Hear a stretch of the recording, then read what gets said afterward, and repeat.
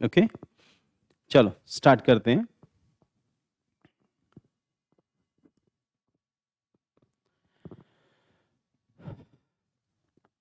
GSAT N2, GSAT 20, India's advanced communication satellite. The GSAT N2 also referred as satellite. GSAT में satellite है, और अगर इनसेट हम लोग कहते हैं तो इनसेट का मतलब होता है इंडियन सैटेलाइट, और जीसैट का मतलब ये है कि this is the satellite which is based on communication, and this is KA band transponder satellite है। तो जियोसिंक्रोनस ट्रांसफर ऑर्बिट का ये सैटेलाइट है। जियोसिंक्रोनस मतलब हम इसको कई बार डिस्कस कर चुके हैं कि अर्थ के रोटेशन के साथ साथ ये सैटेलाइट मूव करते हैं। जियोसिंक्रोनस मतलब अर्थ की जो पोजीशन है, टेक्निकली कुछ सैटेलाइट्स ऐसे हैं जो इस तरह से मूव करते हैं, जो यहाँ पर रहते हैं इस जगह पे, जो इक्वेटर के एकदम ऑपोजिट रहते हैं। कुछ सैटेलाइट्स होते हैं जैसे इंडिया की पोजीशन यहाँ पर है, तो जब ये घूम के इस तरह पहुंचेगा तो इसके साथ ही ये सैटेलाइट इस तरह होगा। इट मीन्स इसकी मूवमेंट जो होगी that will be like pocket में, इट विल बी लाइक यहाँ से इस तरह से। तो जियोसिंक्रोनस है, अर्थ की रोटेशन के साथ साथ साथ ही मूव करता है। तो इस तरह के सैटेलाइट कम्युनिकेशन सैटेलाइट होते हैं, और फास्ट कम्युनिकेशन के लिए इस तरह के सैटेलाइट जो है वो डेवलप किए जाते हैं। तो ये जो सैटेलाइट है इसको इंडिया ने अभी लॉन्च किया है। फीचर्स दो तीन खास बात क्या है कि इंडिया ने इसको स्पेस एक्स कंपनी के जो फाल्कन रॉकेट है उससे लॉन्च किया है, और ये जो कंपनी है एलन मस्क की कंपनी है स्पेस एक्स, उससे लॉन्च किया हम लोगों ने। और इस सैटेलाइट का सबसे इंपॉर्टेंट फीचर क्या है, ये KA बैंड ट्रांसपॉन्डर है। KA बैंड ट्रांसपॉन्डर पर बेस्ड है, ध्यान रखना बेटा। We are one of the few countries who are launching their own satellites, who are making their own satellites, who have their own launching vehicles. जब satellite का wait एक certain level से ज़्यादा हो जाता है तो उस टाइम पर इंडियन जो सैटेलाइट लॉन्चिंग जो रॉकेट्स हैं वो उतना वेट नहीं कैरी कर सकते, तो इस करके इंडिया किसी बाहर दूसरी कंट्री से सैटेलाइट लॉन्च कराता है। पहले हम लोग रशिया से कराते थे, फिर हम लोग अभी फ्रेंच गुआना से यूरोपियन स्पेस एजेंसी वो सैटेलाइट लॉन्च करती है, या फिर हम लोग फाल्कन से जो अमेरिका की स्पेस एक्स कंपनी है, जो एलन मस्क की कंपनी है, उससे हम लोगों ने सैटेलाइट लॉन्च करवाया। इसके पीछे रीजन, इंडिया के पास अपने सैटेलाइट लॉन्चर हैं तो इंडिया ने क्यों नहीं करवाया, उसके पीछे रीजन यही है कि सैटेलाइट का वेट जो है सर्टेन लिमिट क्रॉस कर जाएगा, तो इंडियन जो सैटेलाइट लॉन्चर्स हैं वो इतना वेट कैरी नहीं कर सकते, इस करके हम लोग यहाँ से लॉन्च कराते हैं, दूसरी जगहों से लॉन्च कराते हैं। तो ये जियो सिंक्रोनस ट्रांसफर ऑर्बिट का सैटेलाइट है, और जियो स्टेशनरी है, इस करके जियो सैटेलाइट है। जियो स्टेशनरी इसका मतलब ये जियो स्टेशनरी है या जियो सिंक्रोनस है, दोनों में डिफरेंस क्या है जियो स्टेशनरी और जियो सिंक्रोनस के अंदर। जियो स्टेशनरी जब हम लोग इक्वेटर के आसपास इसको लॉन्च करते हैं, यहां पर अगर लॉन्च किया तो अगर अर्थ अपनी स्पीड से घूम रही है तो अर्थ के घूमने की स्पीड के साथ साथ घूमेगा।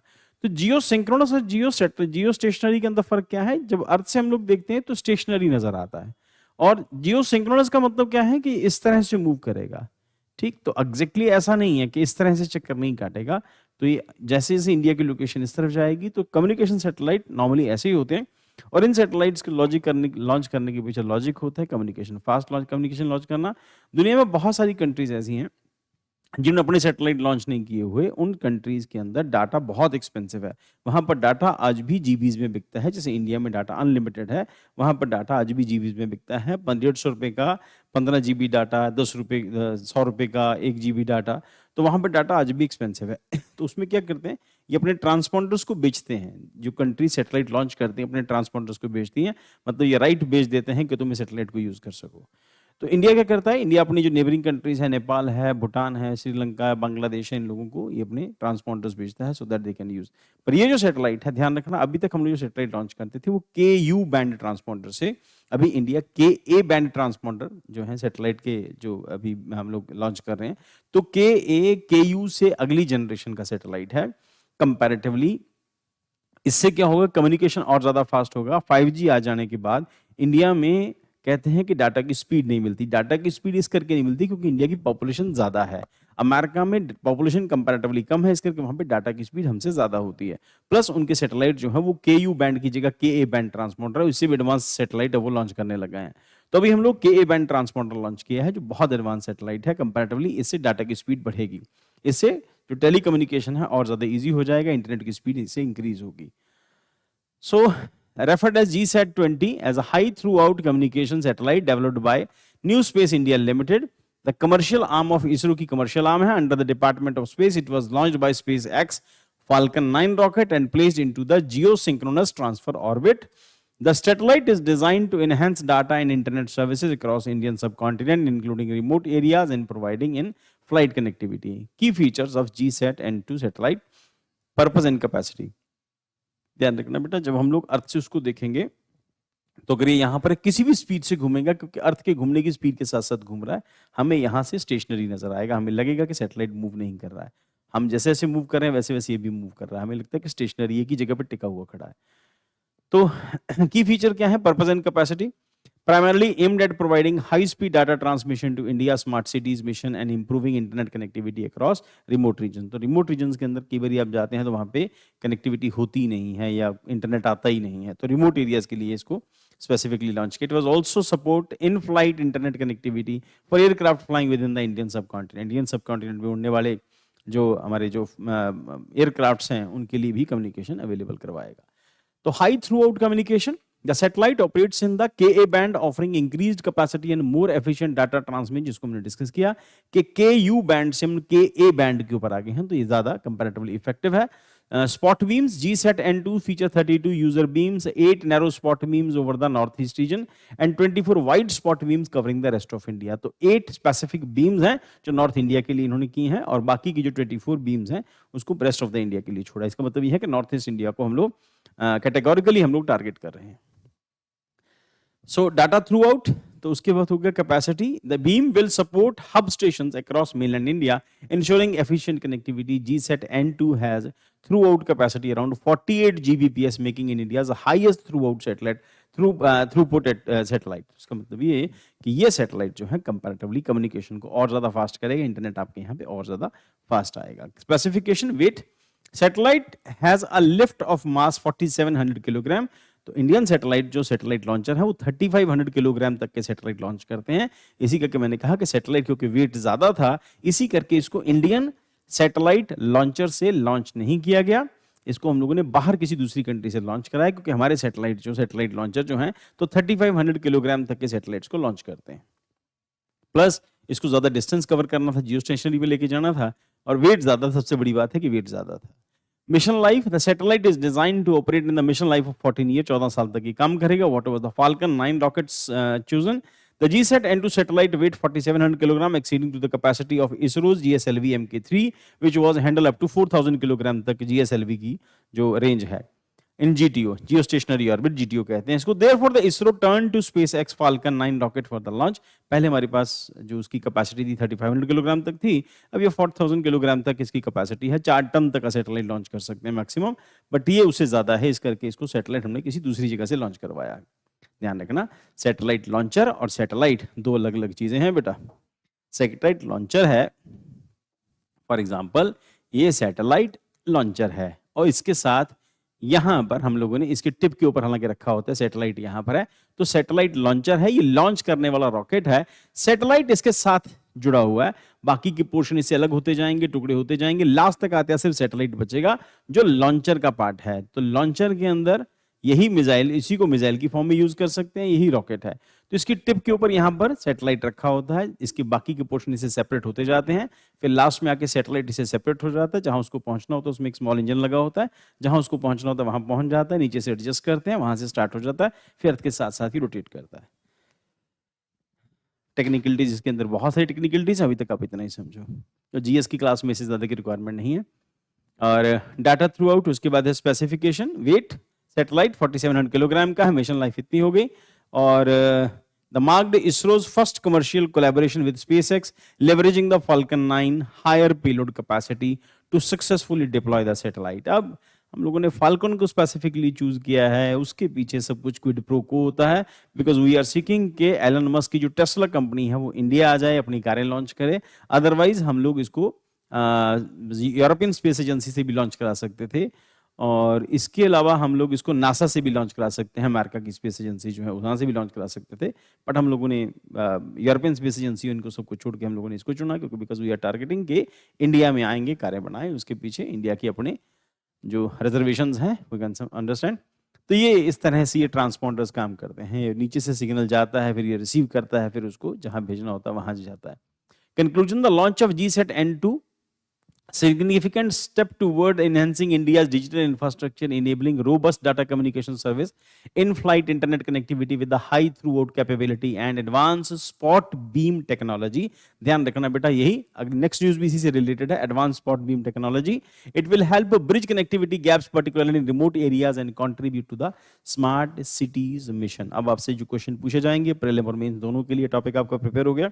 प्रीलिम में क्वेश्चन यही पूछे जाएंगे, कहां से लॉन्च हुआ, क्या खासियत है इसके अंदर, स्पॉट बीम टेक्नोलॉजी क्या है, जिसको मैंने डिस्कस किया कि उसमें 8 बीम जो है स्पेसिफिकली वहां के लिए छोड़े गए हैं, नॉर्थ ईस्ट के लिए, बाकी के रेस्ट ऑफ द इंडिया के लिए छोड़े गए हैं. सो ये सैटेलाइट है, तो इसके ये जो ट्रांसपॉन्डर्स होते हैं, सरकारें इनको जो भी लॉन्च करने वाली एजेंसी है, इनको आगे बेच के फिर इससे रेवेन्यू कमाती हैं. तो जो भी कंपनीज इसको यूज करेंगी, इसकी सर्विसेज को यूज करेंगे, सरकार को रेवेन्यू पे करेंगी. उसके बाद GSAT N2, India's advance communication satellite, also referred G20, advance communication satellite developed by, ये कर लिया हम लोगों ने. की फीचर क्या है, purpose and capacity, design to enhance India's transmission capacity for variety of application including supporting the smart city mission. हमने डिस्कस कर लिया कि स्मार्ट सिटी मिशन के लिए काम करेगा. Enabling in flight internet connectivity, ये दूसरा एस्पेक्ट है कि इन फ्लाइट कनेक्टिविटी को ये प्रोवाइड करेगा. देन उसके बाद targeted at improving connectivity in remote and under served regions of India. तो जो वो एरियाज इंडिया के जहां तक अभी तक कनेक्टिविटी नहीं थी, वहां तक ये कनेक्टिविटी प्रोवाइड करेगा. Technical features, high through out satellite, operates in Ka band which offers greater data capacity and efficiency compared to the other frequency bands. बाकी के जो frequency band है, पहले S band हुआ करता था, SU band आया, फिर KU band आया, अभी Ka band आ गया.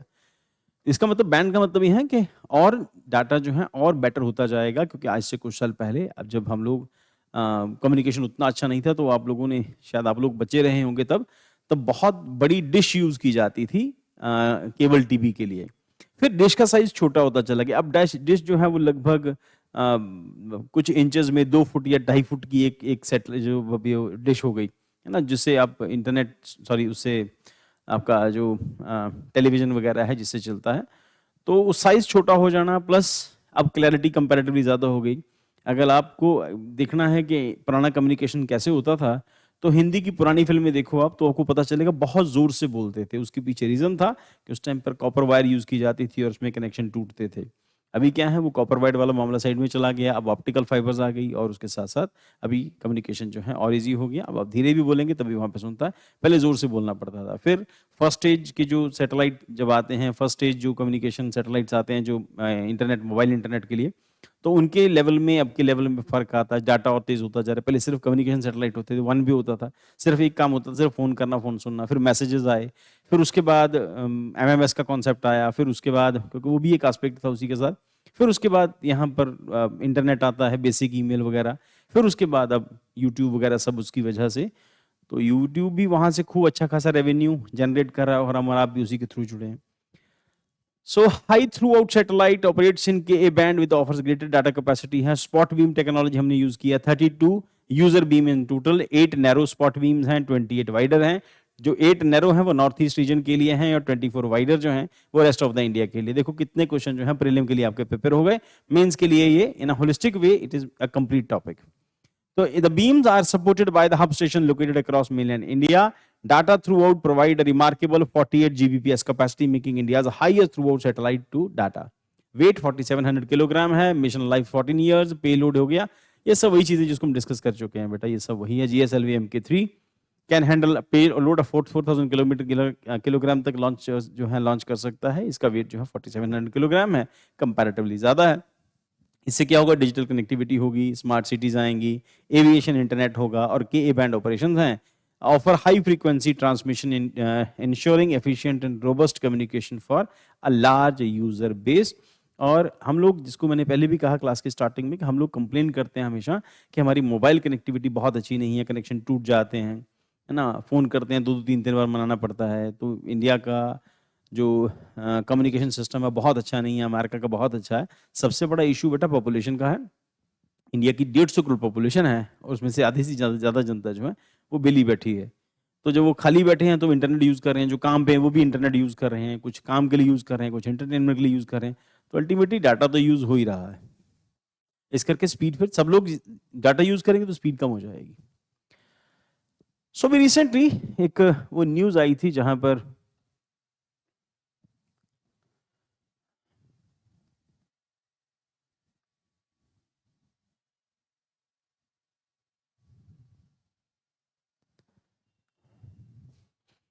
न्यूजीलैंड की एक पॉलिटिशियन है ये, एक सेकंड ना बेटा, इसको मैं ठीक कर दूं जरा।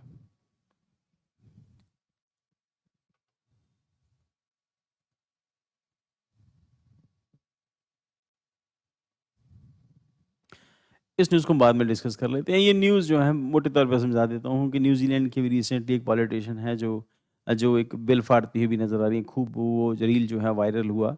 तो वो एक पेज फाड़ रही हैं, उसके बाद वो एक ख़ास किस्म का डांस करते हुए या एक ख़ास किस्म का साउंड निकालते हुए वहाँ से वो अपना एजिटेशन कर रही हैं। तो शी बिलॉन्ग्स टू माओरी। और when I was in school, तो हम लोगों को 11th या +2 में एक चैप्टर हुआ करता था माओरी विलेजेस।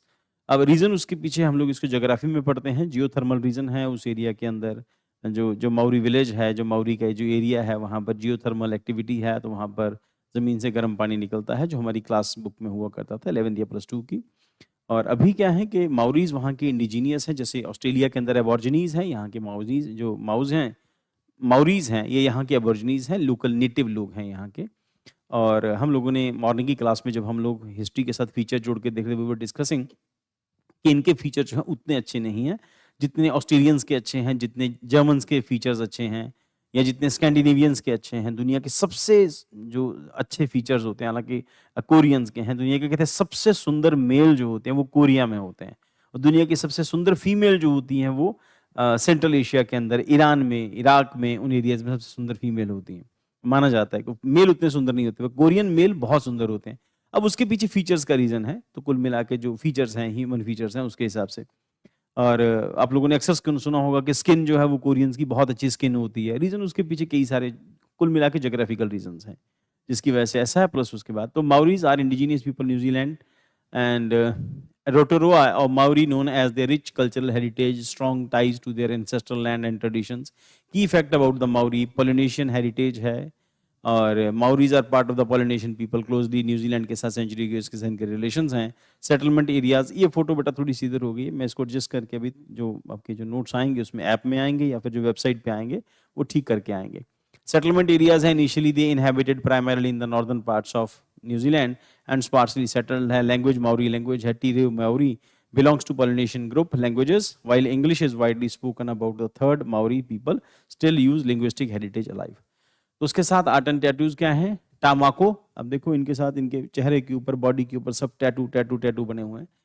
और टामाको ट्रेडिशनल माउरी टैटू है, highly symbolic and unique design and represent individual genealogy, status, social status and life achievements. Tattoos are often seen on the face, a sacred part of the body in Maori culture. Haka, हाका ceremonial war dance है, वो हाका dance करते हुए वो बाहर आती हैं।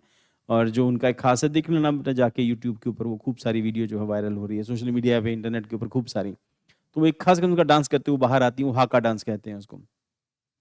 Performed by warriors before battle, it was now used to mark significant events such as display of unity and strength. Customs, tradition, Maori clothing reflects their spiritual connection to their land and ancestors. Population, 2013 के census के accordingly Maori population New Zealand के अंदर 5,98,605, constituting approximately 9% of total population है। वहाँ की historical struggles हैं, colonial impact, Mauryan endured centuries of marginalized and struggle starting with British colonialism and subsequent imposition of the Treaty of Waitangi 1840 के अंदर Britishers की वहाँ पे ट्रीटी होती है। ब्रिटिशर्स वहाँ के नेटिव्स तो थे नहीं, दे केम फ्रॉम इंग्लैंड, घूमते घूमते वो लोग न्यूजीलैंड पहुँच गए, ऑस्ट्रेलिया पहुँच गए। तो जो वहाँ के ऑस्ट्रेलियन नेटिव्स थे वो तो अभी अबॉर्जिनीज उनको कहते हैं, और बाकी लोग जो हैं ब्रिटिश प्रिजनर्स थे।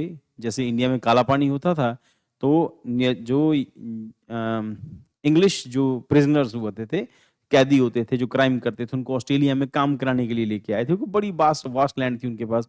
ऑस्ट्रेलिया के एक्सपीरियंस के बाद उन्होंने सोचा कि अब अमेरिका के एक्सपीरियंस के बाद चलो अब ऑस्ट्रेलिया चलते हैं, तो ऑस्ट्रेलिया उन्होंने बसाया। फिर न्यूजीलैंड पहुंचे, फिर उनकी वॉर होती है। ऑब्वियसली कैप्टन कुक वहाँ पे पहुंचने वाले लोगों में से थे, सबसे पहले पहुंचने वाले। फिर वहाँ पे कुक आइलैंड बनता है और कुक स्ट्रेट है वहाँ पे, तो वो आए थे। तो उसके बाद ट्रीटी ऑफ वैतांगी होती है 1840 के अंदर, उसके बाद फिर सेटलमेंट हो जाती है। The face disposition of their land, suppression of their language and cultural assimilation policies. तो ऑब्वियसली क्योंकि वो ट्राइबल टाइप के दिखते हैं, तो वो दिखने को डिप्रेशन उन्होंने फेस किया है। So cultural resilience, despite challenges, the Maori have preserved their traditional language, custom playing vital role in New Zealand's identity. Today, modern recognition, the Maori play a significant role in New Zealand's political, culture, and social landscape with initiatives to protect their language, heritage, and rights, protests, and advocacy. Maori legislations and activists continue to advocate their rights, often using symbolic culture practices like haka to express their dissent or demand justice. तो जैसे वो dance करते हुए या फिर वो अपने आप को उन्होंने रिप्रेजेंट किया, तो शी वाज शोइंग डिससैटिस्फैक्शन कि मैं न्यूजीलैंड गवर्नमेंट की पॉलिसी से डिसएग्री करती हूँ, express the dissent and demand justice कि हमें जस्टिस नहीं मिल रहा है. Conclusion, Maori represent a vibrant and resilient culture deeply intertwined with New Zealand's history and identity. Their traditions, language, and heritage remain an integral part of the nation, offering lesson to cultural preservation and the importance of indigenous rights.